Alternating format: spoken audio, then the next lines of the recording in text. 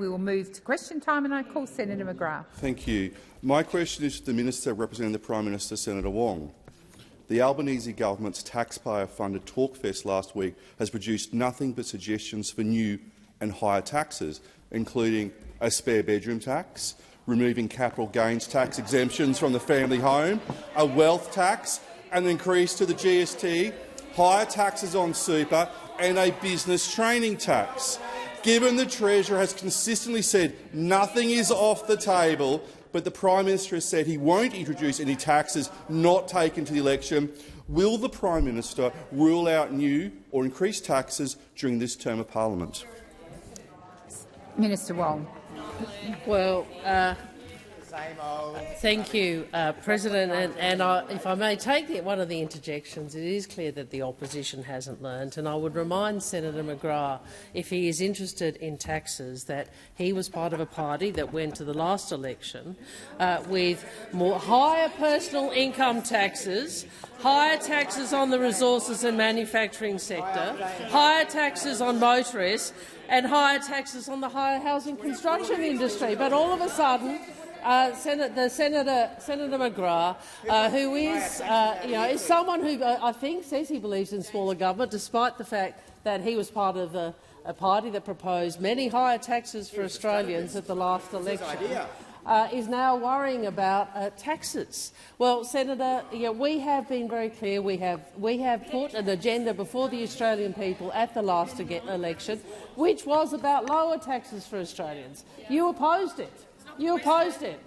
So I think everyone in this country knows which is the party that is prepared to actually reduce taxes for working Australians, and which is the party that went to an election very clearly saying we want higher taxes. So no amount of scaremongering now, which is precisely what this is, and I think we all know it, no amount of scaremongering now can hide the fact that the coalition has been the party of higher taxes, and they remain that to this day.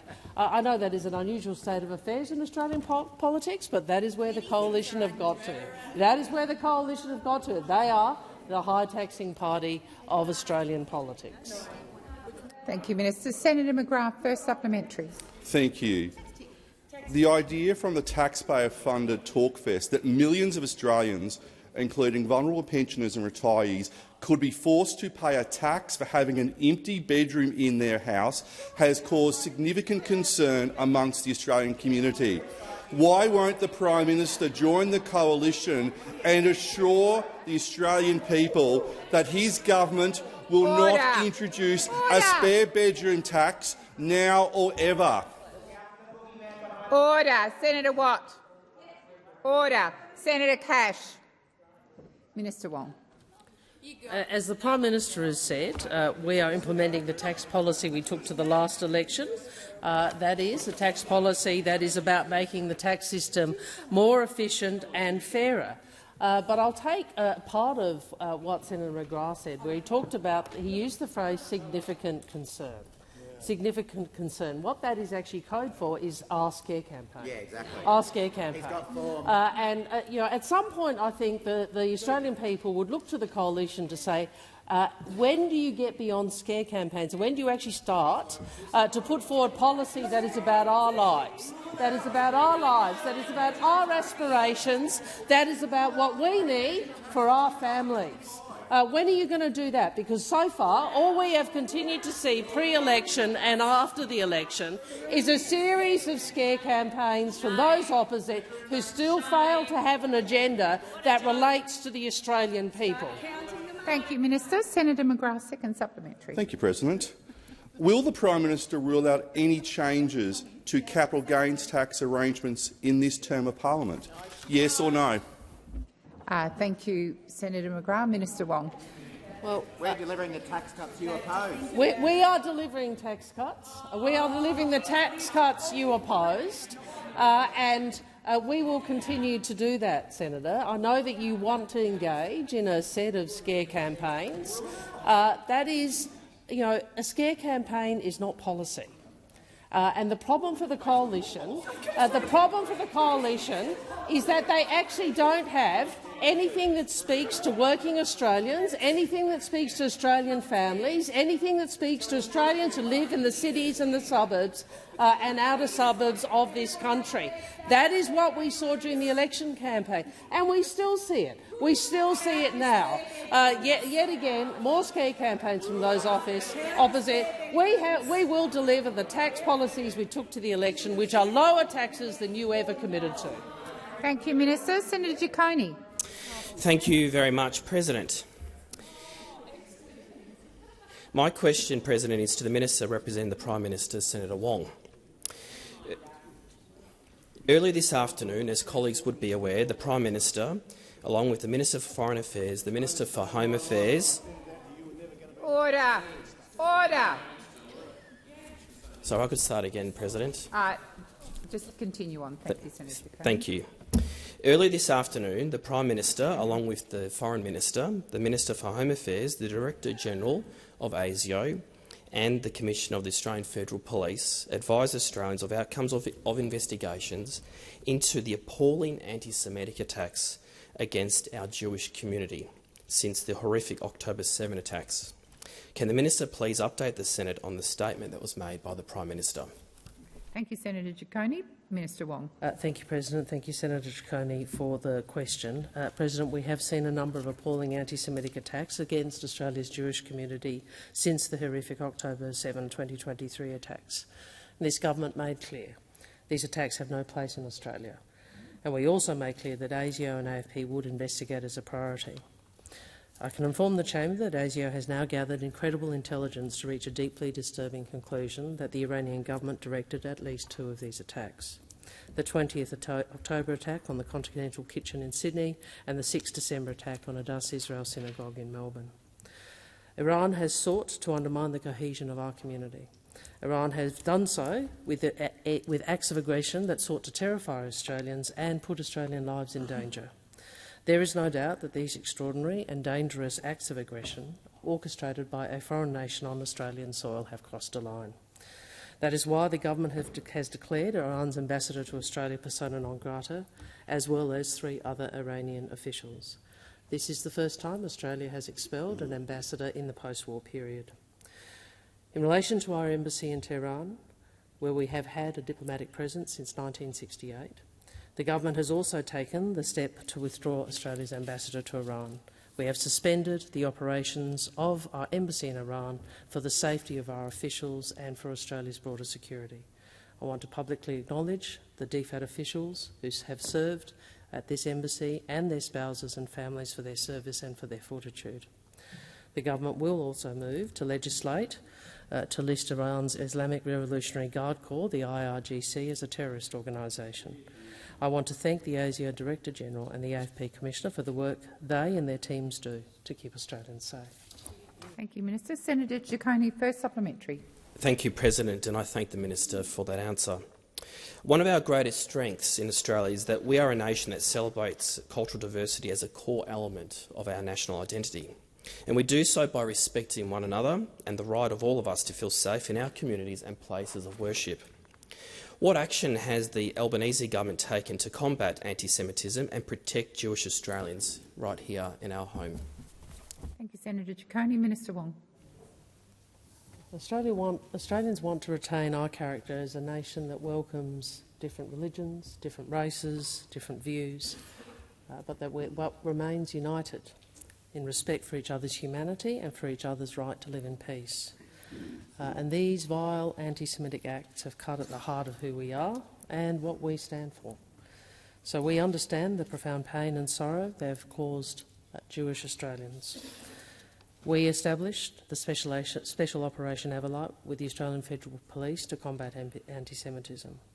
We've committed funding towards the replacement and restoration of the Torah scrolls at the Adass Israel Synagogue. We've committed funding for security upgrades to current buildings and to restore the synagogue and community centre.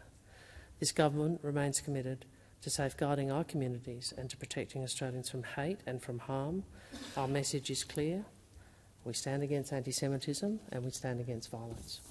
Thank you, Minister. Senator Ciccone, second supplementary. Thank you again, President, and thanks, Minister. It is the case that Iran has been acting with its proxies to destabilise countries in its region and beyond. How has the Albanese government been acting to make clear that Iran's conduct in the international community is unacceptable? Thank you, Senator Ciccone. Minister Wong. Thank you, President. The Albanese government has taken stronger action on Iran than any previous Australian government.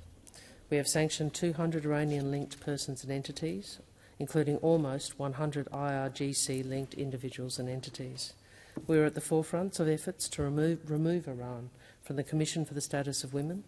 We co-sponsored the successful Human Rights Council resolution establishing an independent investigation into human rights violations in Iran. We have long known that Iran and its proxies try to destabilise countries in its region and beyond. I think Iran's dangerous attempts to divide our community underline why the government has been so determined to work to keep our community united. We reject any attempt to smear Australians of Iranian background, just as we do not tolerate anti-Semitism in this country. We want to make sure that we retain the unity and harmony and respect that defines Australian society. Thank you, Minister. Senator Bragg. Thank you very much, President. My question is to the Minister representing the Prime Minister, Senator Wong. Yesterday, the Prime Minister, who you represent in this chamber, Senator Wong, announced that the Home Guarantee Scheme would be expanded and now it will be uncapped and no longer means-tested. Can the Minister please explain why the Albanese government has decided to allow the children of billionaires to use taxpayer dollars to insure their first houses? Thank you, Senator Bragg. Minister Wong. You haven't got time to do your stuff. Order. Senator Watt. Well, did she call me? Sorry. I did call you, Senator sorry, Wong. And there does. Senator Bragg, you've asked a question. Yeah, good of you to finish. Minister Wong.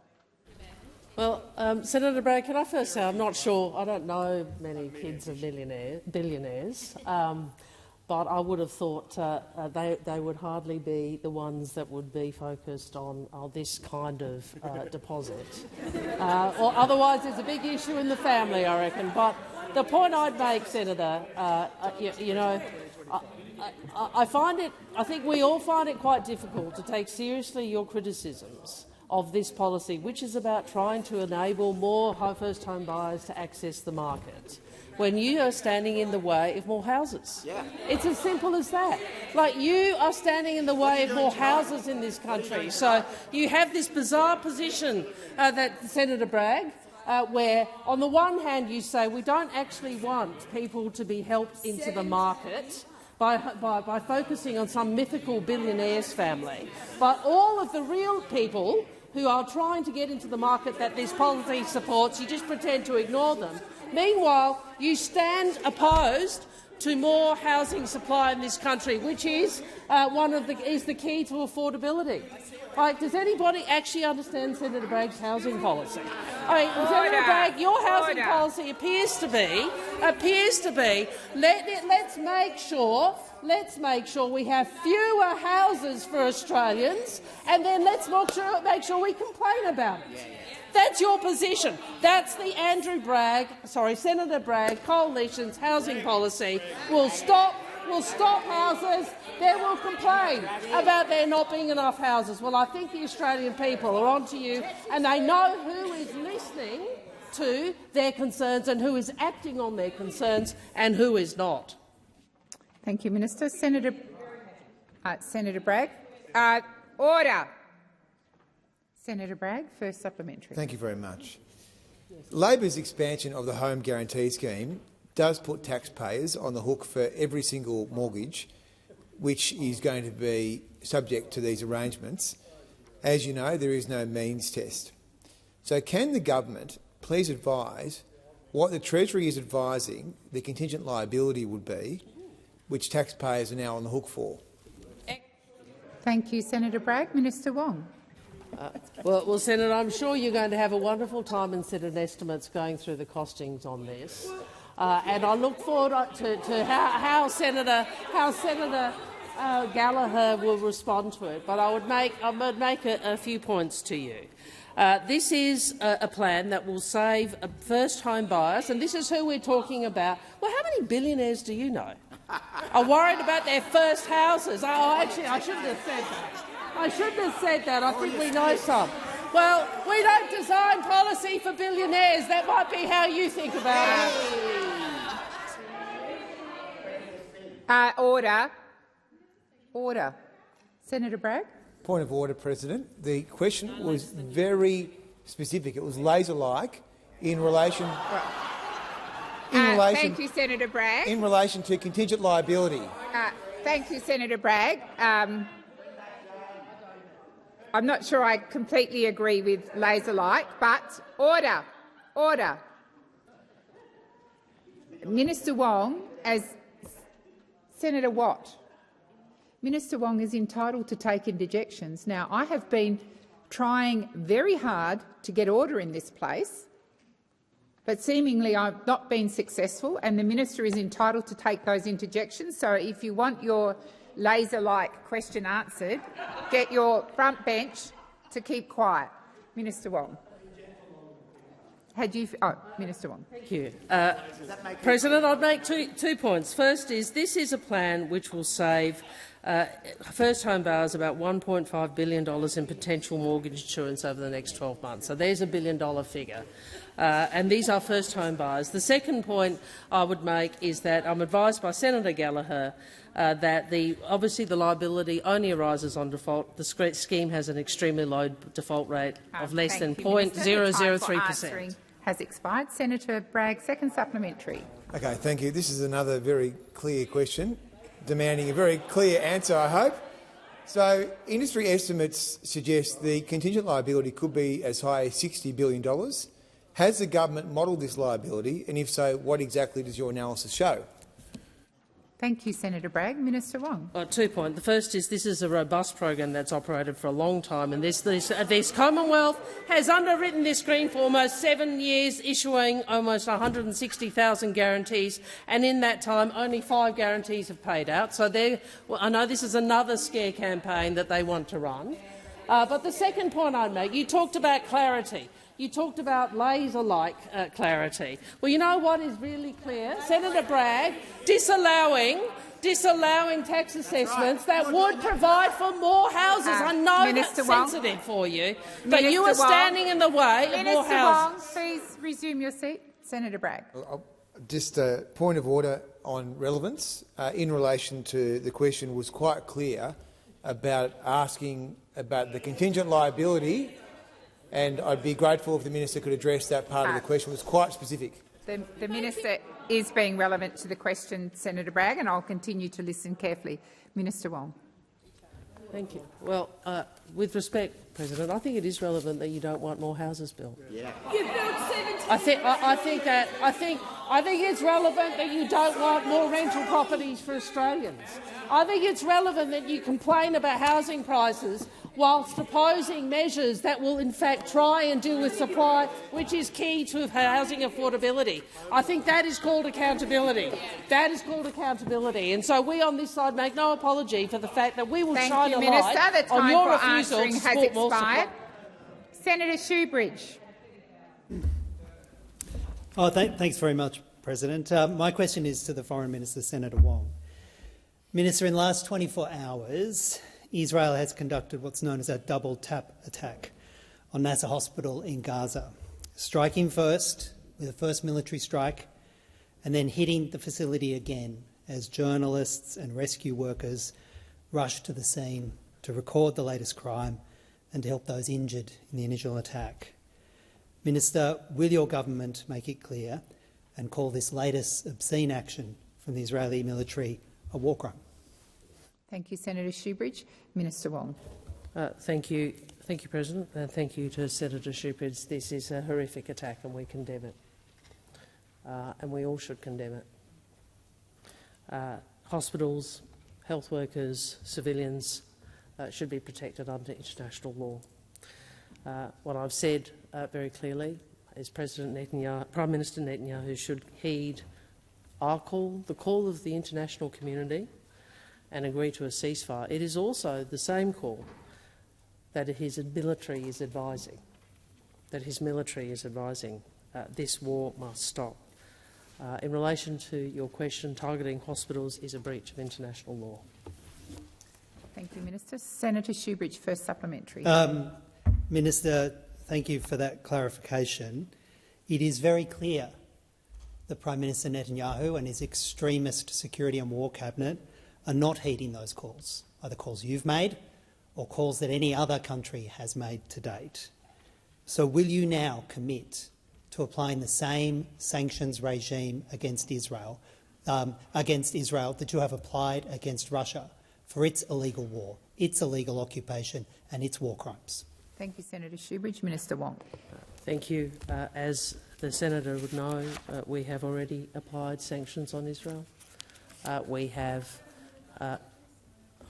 already applied sanctions, including on 2 Israeli ministers. Order. We have worked with others in the international community to apply pressure, and you have seen Prime Minister Netanyahu's response. We all want this war to stop. We call on Israel to stop this war. Prime Minister Netanyahu should heed the advice of the IDF as well as the calls of the international community and agree to a ceasefire. Thank you, Minister. Senator Shoebridge, second supplementary. Minister, you repeatedly say that Prime Minister Netanyahu should heed those calls. He is not. And he's directing the military to continue these attacks, including using F-35 fighter jets, which can only remain in the air because of critical parts, including the mechanism that opens the bomb bay doors that are supplied by Australian industry, and that your government continues to permit to be sent to Israel to be part of the genocide and the killing and the bombing. Why won't you stop sending F-35 parts? And please do not repeat the non-lethal parts statement. For asking the question has expired. Minister Wong. Well, I've responded to this question so many times I refer you to the multiple previous answers, but I would say this to everyone in this Senate, including Senator Shoebridge. I would have thought we all want the war to end. That's what this government is working for. That is what we are advocating for. We want to see peace in the Middle East. Thank you, Minister. Senator Dowling. Thank you, President. This is not my first speech, but it's my first question to the Minister representing the Minister for Housing, Senator Ayres. The Albanese Labor government was re-elected with a mandate to build more homes and make it easier for Australians to buy them. But in my home state— Minister Wong. There is a courtesy that is usually extended to the first question, Senator McKenzie.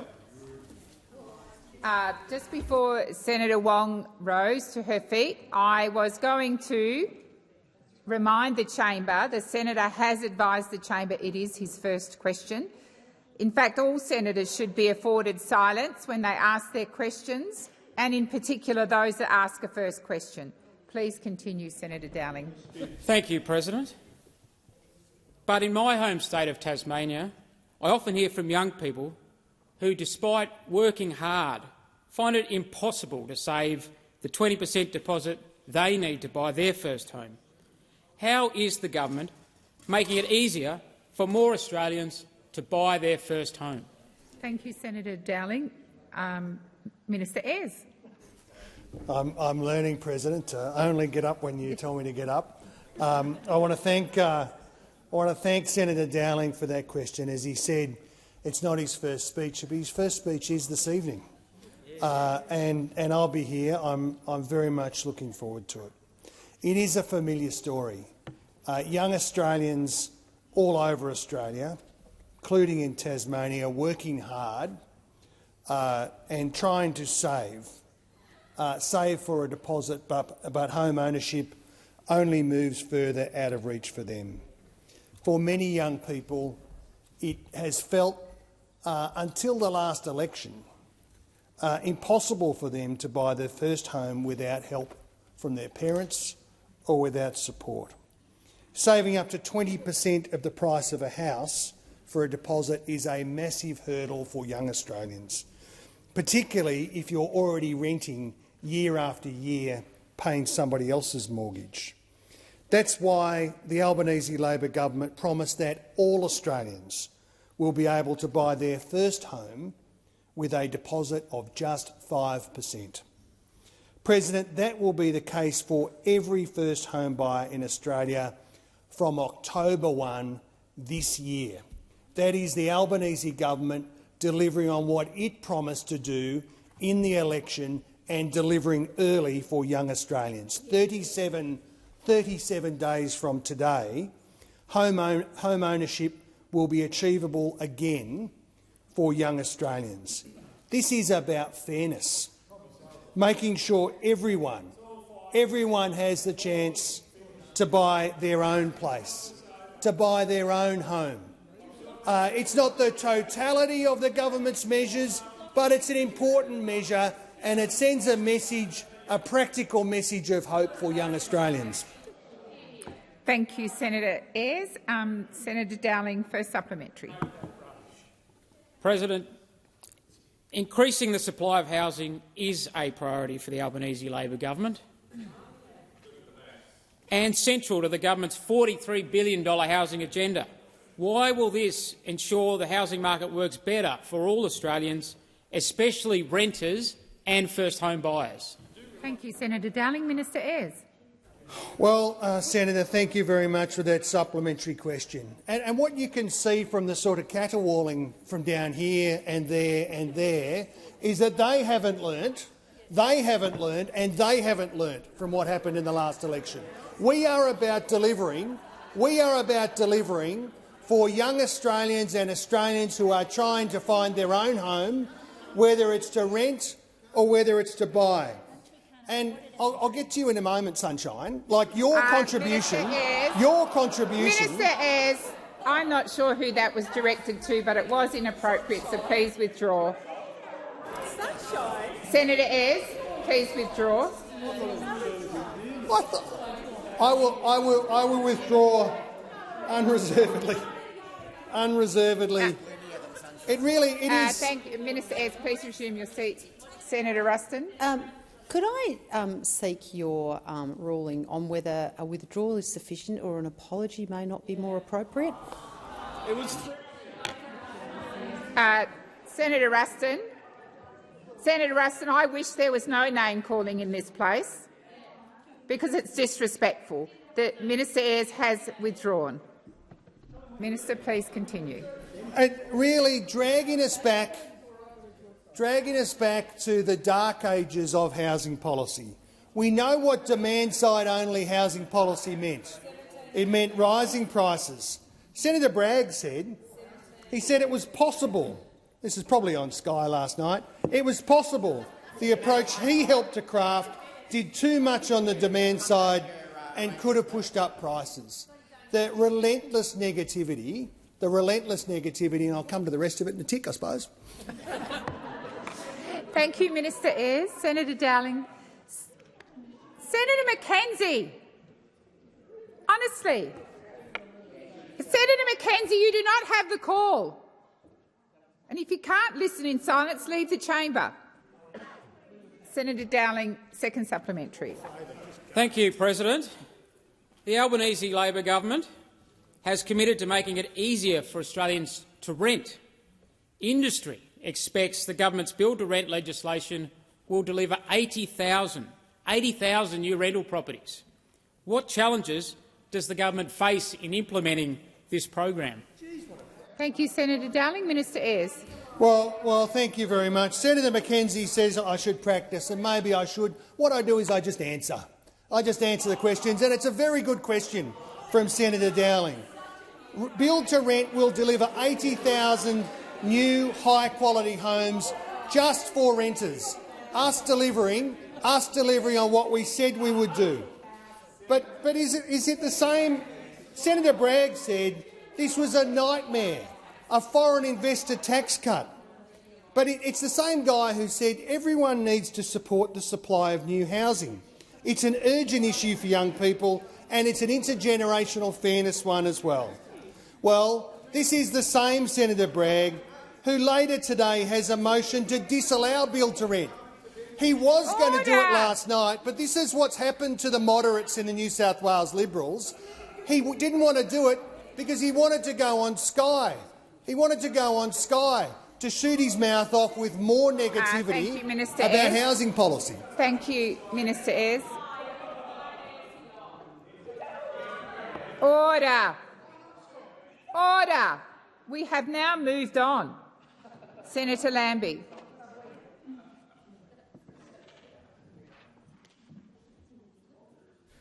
Thank you, Madam President. My question is to the Minister of the National Disability Insurance Scheme. Specialist Disability Accommodation, SDA, delivers specialised housing support for Australians of very high needs and is designed to attract private market investment. Under the scheme, the government asks private investors to build small-scale customised houses, and the government would pay investors about $110,000 per year for each eligible person who moved in. But as we learned from ABC's Four Corners program last night, the scheme is being rorted by dodgy developers ripping off mum and dad investors. These Australians thought they were doing the right thing, the ethical thing, and they ended up losing hundreds of thousands of dollars in the process, while many disabled people still don't have suitable houses to live in. Minister, first of all, how many SDA houses has been built, and how many of these houses are actually being unoccupied at this point in time? Thank you, Senator Lambie. Minister McAllister. Thanks very much, President, and thanks for the question, Senator Lambie. It's an important subject. So, can I address the first part of your question, which is that my heart really does go out to those investors who have had a tough time here. And these were people, as you indicated, who thought they were making an ethical investment and who in some cases have seen their life savings disappear. There are unfortunately some people active in this market and in other investment markets that come to mum and dad investors and they give them information that simply isn't true. And in all cases, whether it's in this market or others, investors should contact ASIC if they're concerned that an investment scheme has engaged in misleading behaviour or misappropriated investor funds.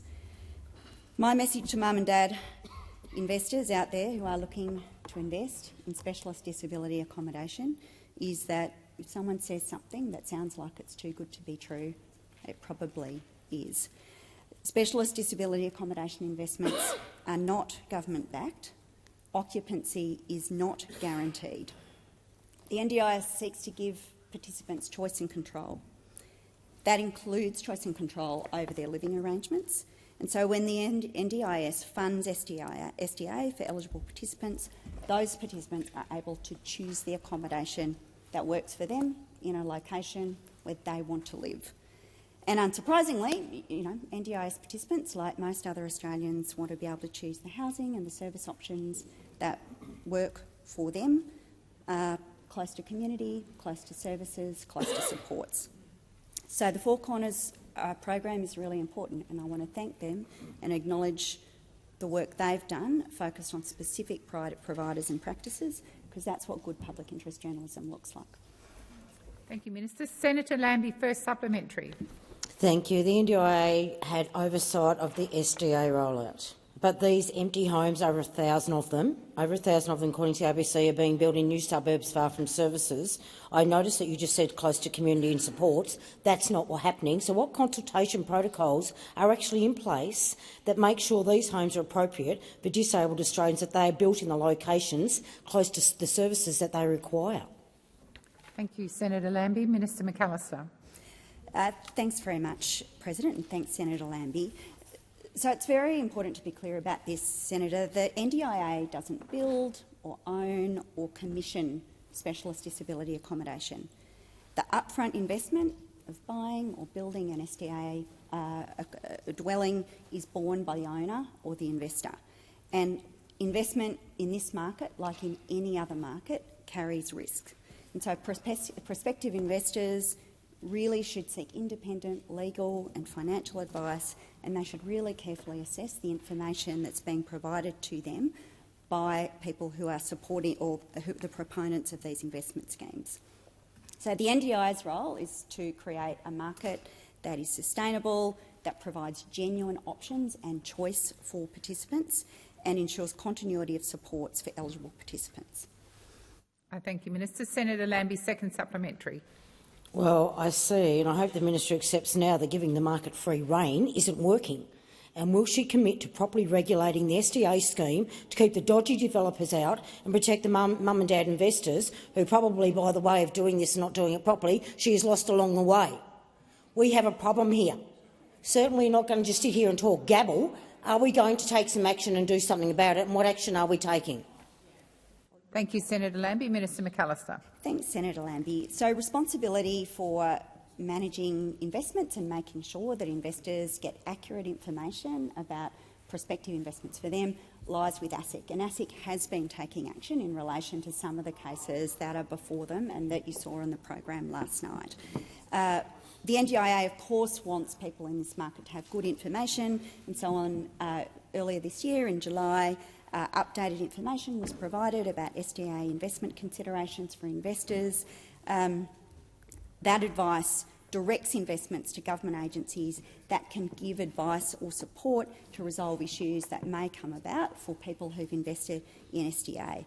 That's work that's been undertaken in consultation with the Commission, with ASIC, the Australian Securities and Investment Commission, and the ACCC. We want all of our markets, this one and a whole range of other investment markets, to work well, to be transparent and conducted honestly in the interests of investors. Thank you, Minister. Senator David Pocock. Thanks, President. My question is to the Minister for Industry, Innovation and Science, Minister Ayres. The CSIRO appropriation as a percentage of GDP has fallen by more than 40% over the past 20 years. Why is the Albanese government continuing to reduce funding for the CSIRO in real terms? Thank you, Senator Pocock. Minister Ayres. Well, thank you very much, Senator Pocock. Well, the government the government absolutely values and puts at the centre of our approach to science the valuable role of the CSIRO and the work that it does in terms of scientific research and applied industrial research. This government has made no changes to the CSIRO's base funding. Decisions on staffing and prioritisation, of course, are a matter for the CSIRO's board and management. They know that the CSIRO making sure that it continues to perform its function critical as we approach some of the big technology challenges that the modern age presents Australia with. That is absolutely vital that the CSIRO stays on task, properly resourced, and I, of course, am working very closely with them around those questions. We value the contribution that CSIRO scientists and CSIRO staff make, and we want that work that the CSIRO does to be sustainable in the long term. I note that in the recent budget, this government provided an additional $45 million on top of that base funding to help maintain the CSIRO's world-class research capability as they focus on their role, their footprint around Australia, and making sure that they are in a position to discharge that important public function in a way that is focused upon the science priorities that Australia needs to meet as a nation. Thank you, Minister Ayres. Senator Pocock, first supplementary. Thank you, President. I think it's shameful to see a Labor government starving the CSIRO of funding. 1,000 Canberrans work for the CSIRO. It's an institution we care deeply about. In the CSIRO's portfolio budget statement, we can see a drop in the average staffing level of 500 jobs. And based on the numbers over the forward estimates, it looks like there are more cuts to come. At a time where we need science innovation more than ever, why is the CSIRO losing people?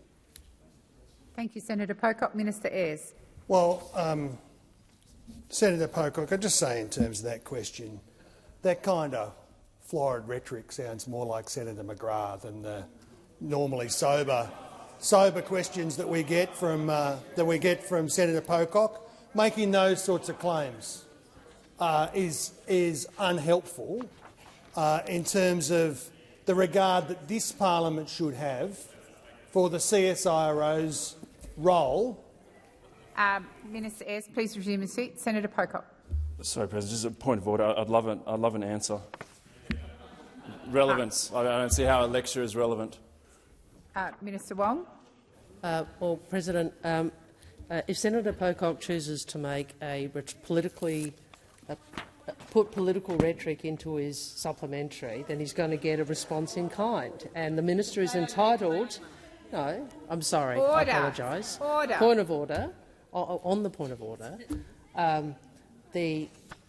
if Senator Pocock makes a political statement, he's going to get a political answer. He chose to make a political statement, self-evidently, presumably for social media, and he's getting a response in kind. Senator Pocock. Just on the point of order, my political statement was grounded in the fact that CSIRO hasn't had an increase. Senator Pocock, you are making a statement now. Please resume your seat. But that's what Minister Wong does all the time. Senator. Order.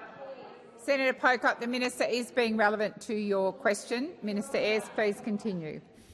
And of course, Senator Pocock, as I said in my response to your primary question, base funding for the CSIRO has not altered, and this government has respect for the role that the CSIRO plays now and the role that it must play in the science and technological research that is required for our future.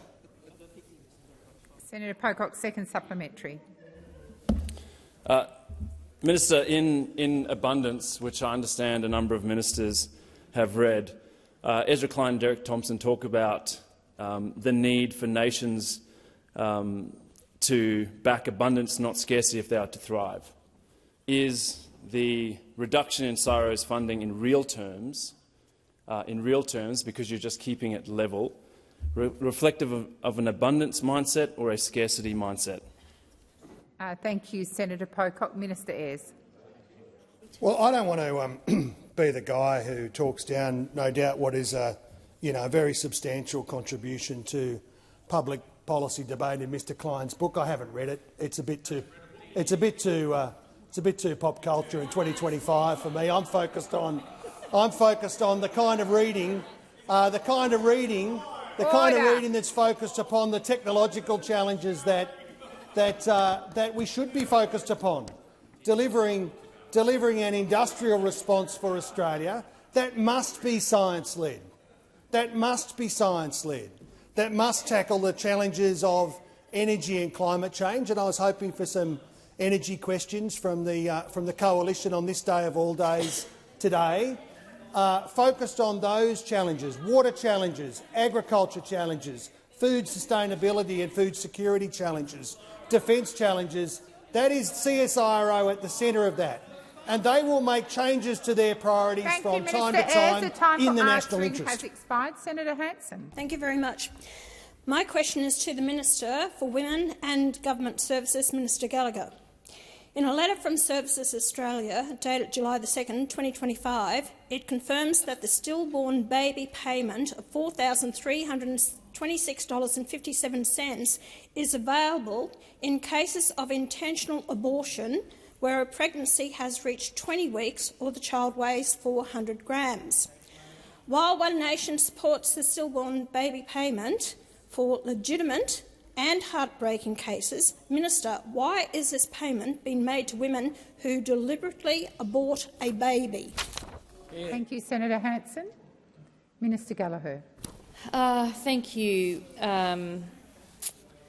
Thank you for the question. I know that there is a number of steps that are taken before a family that's been affected by stillbirth are eligible for that payment. It includes a number of different pieces of documentation, but that payment, supported by that appropriate documentation, will be paid in those circumstances. It includes, in often quite traumatic circumstances, as you can imagine, evidence of the stillbirth from people who were attending the birth. That is required before the payments are made, associated with other documentation that's required by Services Australia to make that payment provided. We accept that in the case of stillbirth, it is a very traumatic situation for anyone who is involved in that. And I think even applying for that payment at times can be quite traumatic, and so we've looked at ways to make sure that that is as seamless as possible. But like every other payment that's required and provided by Services Australia, those payments are made in accordance with the law and in accordance with guidance and evidence that those payments are appropriate. It's that for whether it's job seeker, whether it's single parenting payment, whether it's PPL, and in the case of the loss of a baby through pregnancy loss, those payments will be made when that is supported by evidence that's required by Services Australia. Thank you, Minister. Senator Hanson, first supplementary. Well, Minister, you never answered a question, which was, why is it made to women who deliberately abort a baby? Minister, this policy risks creating a financial incentive for late-term abortion where Australian women can terminate a pregnancy up to the day before birth. They can terminate a pregnancy up to the day before birth, allowing women to receive a lump sum payment and access to paid parental leave of up to $22,754. Why is the Albanese government funding the murder of healthy babies, some left to die in a kidney dish for up to 5 hours? Thank you, Senator Hanson. The time for asking the question has expired. Minister Gallagher. Well, the answer to that question is the same as to my earlier question. There are laws in this country around termination of pregnancy. They are laws that are regulated by the states and territories, and I support those laws.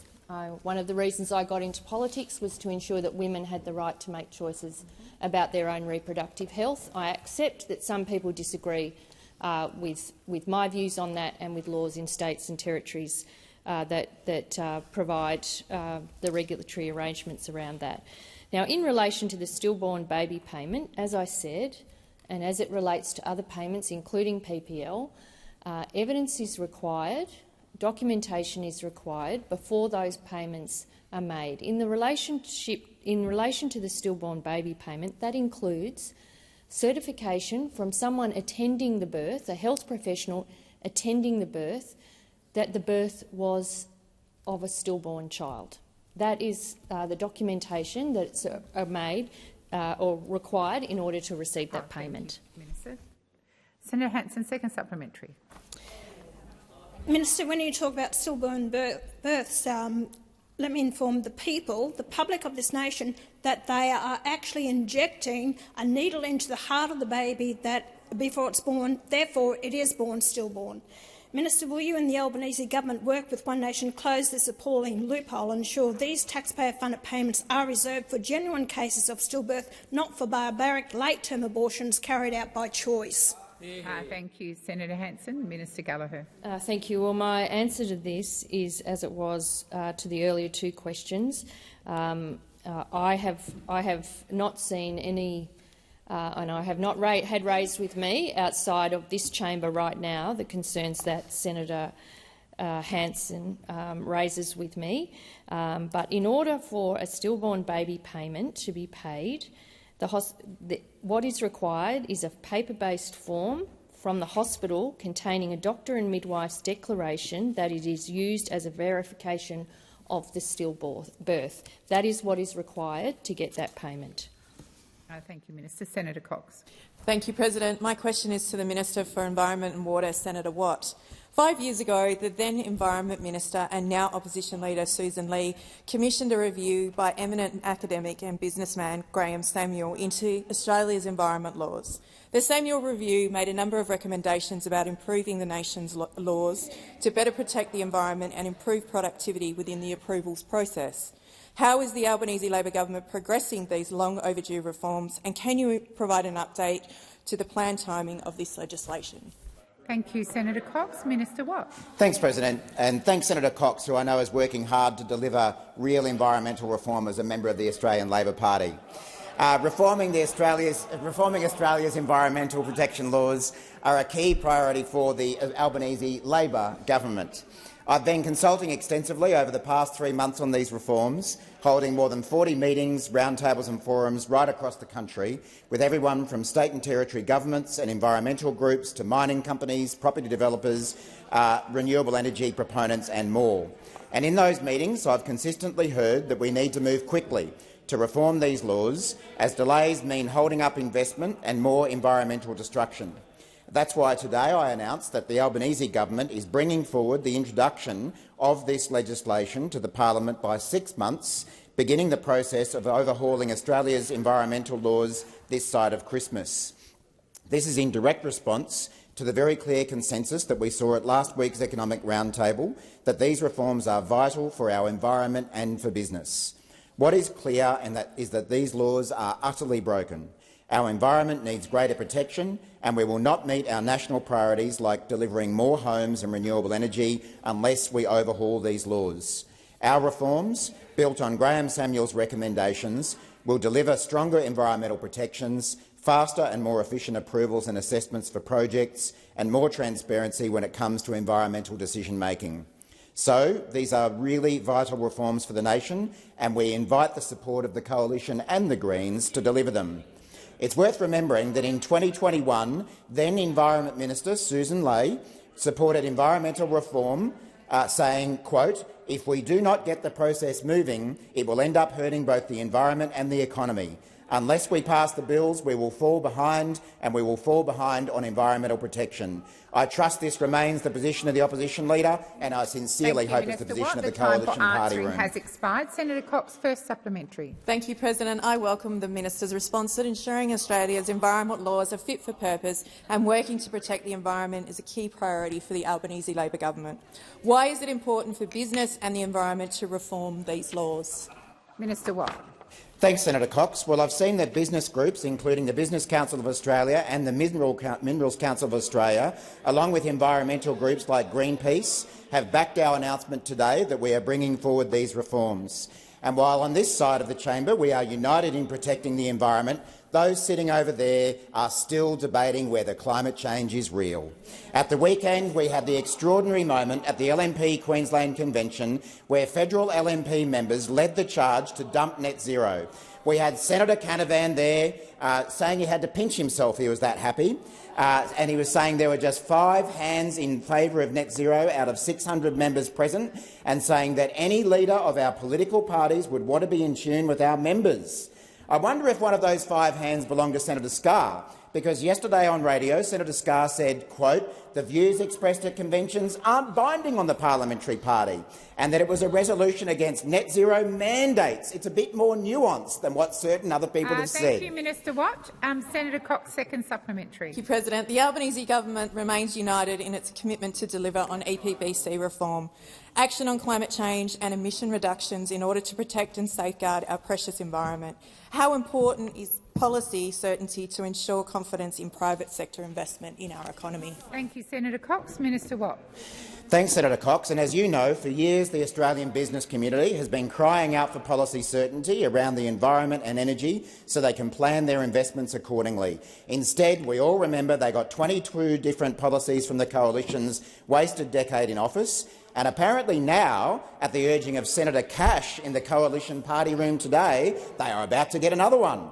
Now, call me old-fashioned, but I always thought that one of the KPIs of a Senate leader would be that they would back in their actual party leader. I mean, old-fashioned, I know, but instead of Senator Cash leading support for the opposition leader, we have Senator Cash leading a rabble within the Coalition, leading the brains trust of Senator Canavan, Senator Antic, Tony Passon, Terry Young.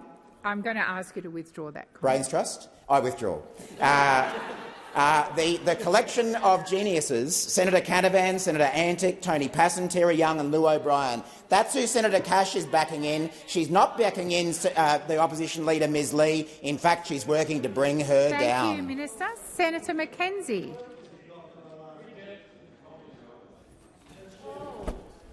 My question is to the Minister representing the Treasurer, Senator Gallagher. Labor's 3-day taxpayer-funded talkfest delivered nothing for families. No cut to power bills, no relief at the checkout, no plan to arrest our slide in living standards, but it did open the door to more taxes on Australians' savings, their superannuation accounts, small businesses, even spare rooms in the family home. Why is it that when Labor runs out of money, Minister, they come after Australians' hard-earned income and their retirement savings? Thank you, Senator McKenzie. Minister Gallagher.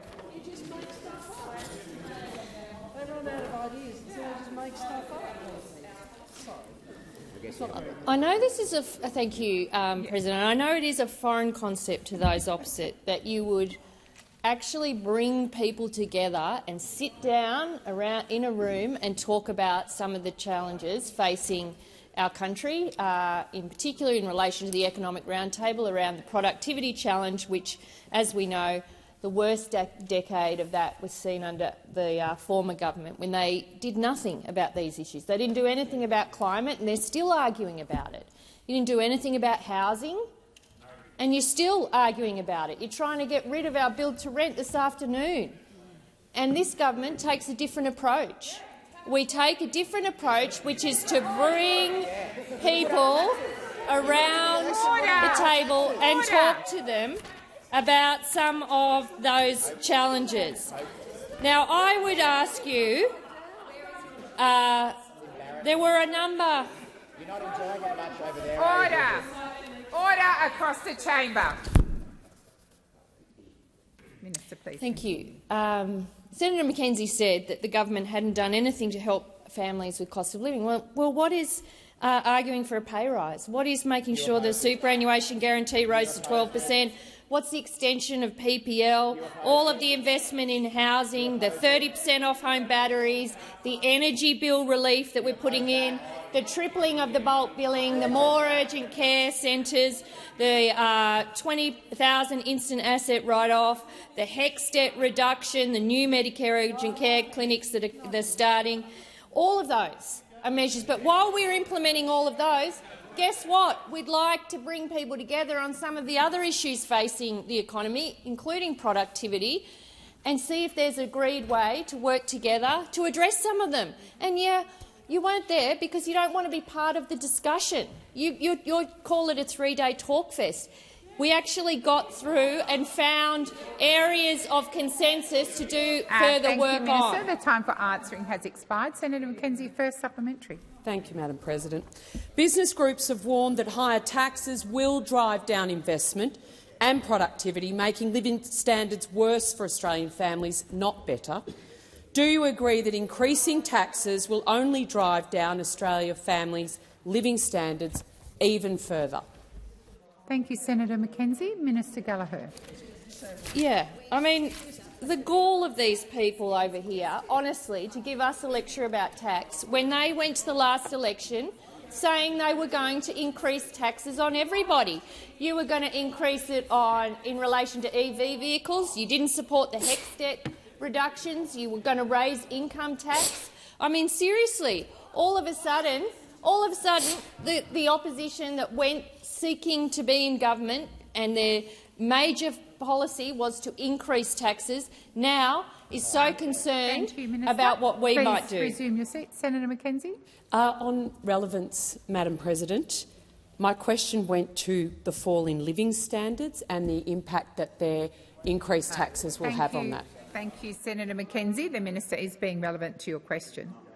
In relation to some of those other areas that are up the round table, we discussed trade, we discussed better regulation, we discussed approvals and speeding up approvals, building more homes more quickly, making AI a national priority, looking at how we attract investment, building skilled and adaptable workforce, and modernising government services, which I'm pleased to do, and at the same time ensuring that we are addressing those areas of need for all Australians. Thank you, Minister. Senator McKenzie, second supplementary. Minister, why do you continue to refuse to rule out tax increases for hard-working Australian families?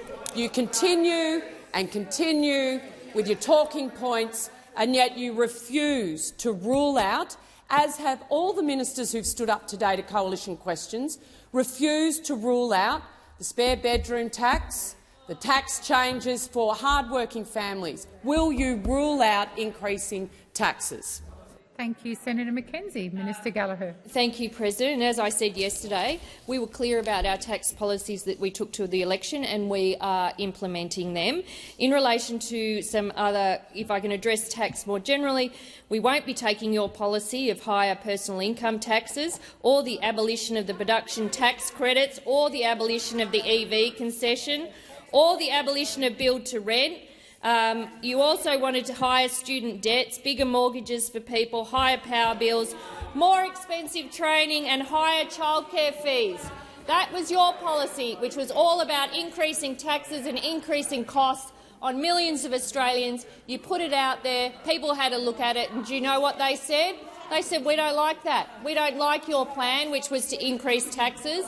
We have our tax plan. We went to the election with it. That's the tax plan that we will implement. Thank you, Minister. Minister Wong. Thank you, President. I ask that further questions be placed on notice.